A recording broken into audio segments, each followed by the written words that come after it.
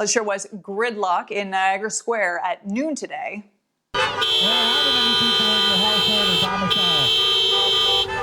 These angry protesters say Western New York is no Big Apple, and they want leaders to reopen the region to business now.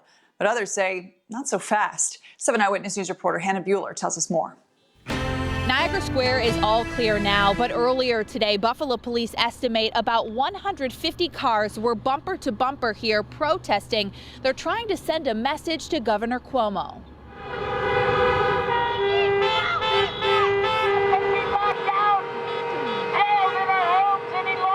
It's time to get back to work now, but Cuomo is delaying it because he's pushing his political agenda. Protesters could be heard throughout downtown Buffalo saying it's time for the rest of the state to get back to normal.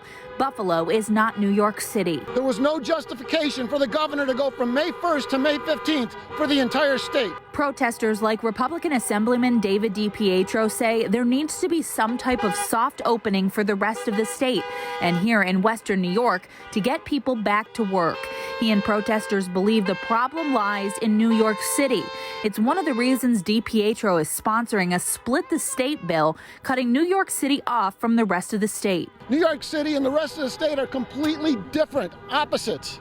And we need to explore that because he's causing people to ruin their lives. Pete Harding was driving in the protests. He says he's most concerned about the mental well-being of people who have lost their jobs because of the shutdown.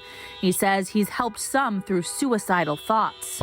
These people are struggling, floundering. They have no answers. Try to get through to New York State helplines for all the services that are available, and they can't get through. They've been trying to get through for unemployment for weeks. They can't do it. Public health comes first.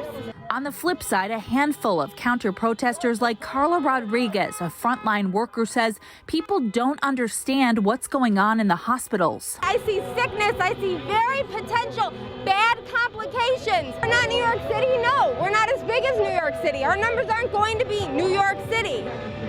But they could be if we don't flatten the curve. The protest broke up after about 2 hours. There were about 12 Buffalo police officers on hand. Buffalo police say there were no arrests made today, no tickets given out, and that the protests remain mostly peaceful this afternoon. Hannah Bueller, 7 Eyewitness News.